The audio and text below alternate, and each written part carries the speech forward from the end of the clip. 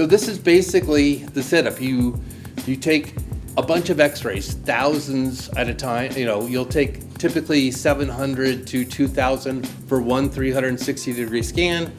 That all goes into a reconstruction algorithm that creates these 2D slices that all comes together into a 3D volume.